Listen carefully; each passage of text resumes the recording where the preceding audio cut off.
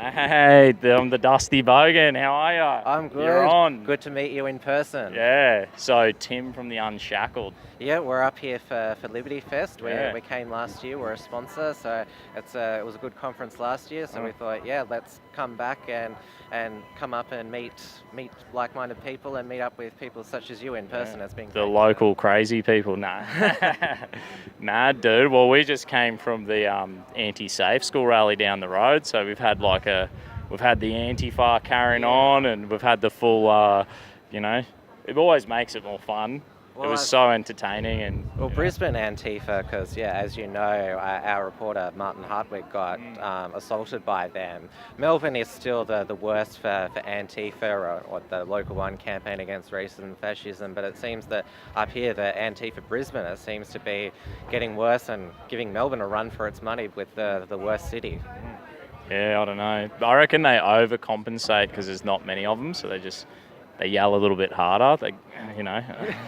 Probably. I have heard them yell very loudly, but yeah, you seem to be, you're quite active up here. Well, it was not just you, the Proud Boys. There was a True Blue Crew. Queensland, there's Vibrant, and you've also had the rallies for South Africa. You've had heaps of good events up here. Yeah, we're on like a good run. Hey, we're just like, boom, there's an event. Always a good opportunity to have beers and then get chatting to people and get amongst it. So, these things are important, hey?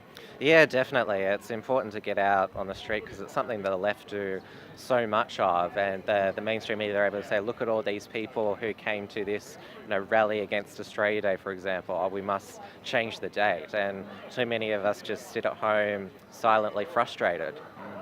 Drinking beers, keyboard warring, Not good enough. Yeah, you've got to just get your frustration. You've just got to make sure that you get off the keyboard, get out, make yourselves known, and that really need to make people aware that you're not just a lone voice. I reckon the mad thing we do, it's just like go have beers with your mates. That's all we do. We go in and having beers, and then there's a rally on. So you're always winning. You're never losing. You're always just, hey, I'm getting to catch up with my mates. If there's a rally, boom, great opportunity. I would just recommend everyone just do that. Yeah, you can meet do a few like-minded people, have a bloody beer, have a laugh.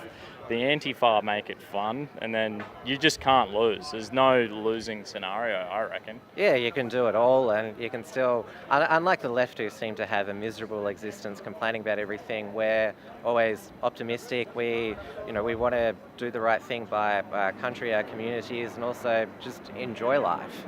I never get too down.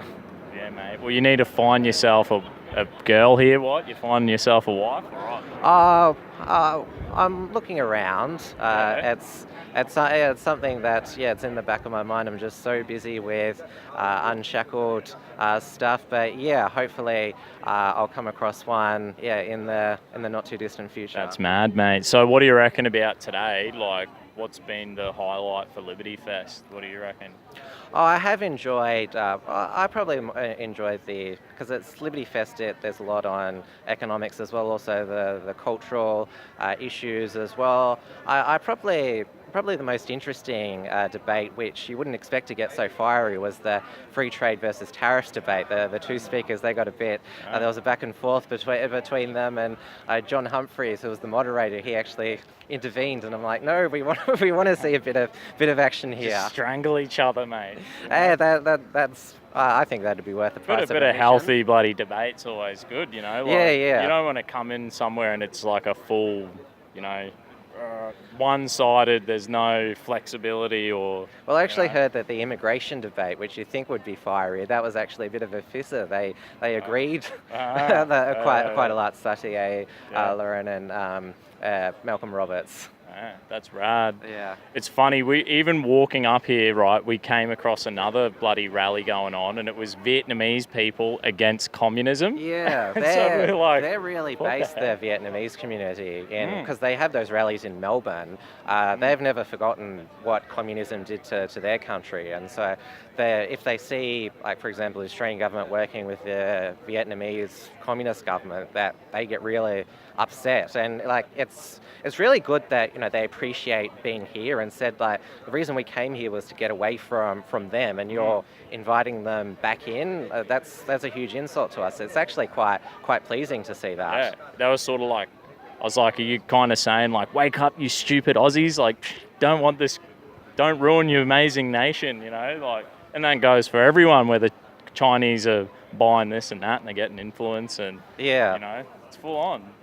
It's funny, like, also I got on my street, I dead set tell you go down my street, there's a Vietnamese guy, and he's got a huge plaque on his front lawn, "Thank you, Australia." What a fucking legend, eh? Yeah, there's a lot of immigrants. I mean, people think that when, like we say, we're concerned about immigration, it's only certain types of immigration, because there's probably a lot of immigrants, like we were just talking about, Vietnamese, who probably love Australia more than a lot of the white people. Yeah. It's funny, the Antifa just down there, they were like, "Ben, go back to New Zealand." And I'm like, "You fucking racist." Well, they probably actually would like Peter Dutton to go and deport you. He's been deporting a lot of New Zealanders. Better be a good boy, eh? Don't drink too much, Dusty, Yeah. Oh, well, yeah. You're an honorary Australian. Yeah, I'm honorary, mate. Yeah, I've married one of you, so it's probably going to be hard for you to kick me out. Yeah. Oh, well, yeah, called the Dusty Bogan. I mean, nothing's more Aussie than that. Yeah, damn straight. So anyone else you're looking forward to hearing, like, do a speak tonight? Yeah, I'm looking forward to the free speech panel, which is later on this afternoon. It's a constant battle in Australia. We have so many laws against free speech, and then because this is a libertarian conference, there's like, well, does free speech mean that we should just be okay with just everybody insulting everybody? Sort of where do we need the discourse to go? So it's not as straightforward as you might think. Yeah, and I guess you've got a wide base of topics going tonight. And so this thing goes on annually, right? Yes, the second annual one. Andrew Cooper from Liberty Works, he has been amazing putting this all together. It was at Roller at the Park last year, came last year. It's a great little getaway to meet. Libertarian community comes together, and obviously Proud Boys came along as well, and it's been a great experience so far. Dude. And how was your interview with Gavin McInnes? Yeah, it was good, and of course we know about the infamous fart that he did, which was, I think he just wanted to unnerve me, because he's a sicko, eh? Yeah, I was wondering what he was doing. It looked like he was like, oh, is he adjusting his seat or something? And so I didn't realise that. Yeah, that's what he was doing. He was like, oh, don't edit that out. That's like the best part I did. And it's like, okay. And yeah, everyone was pleased that I left it in. That's mad, bro. Hey, mate. Well, God bless you, and good to see you. Yeah, you too.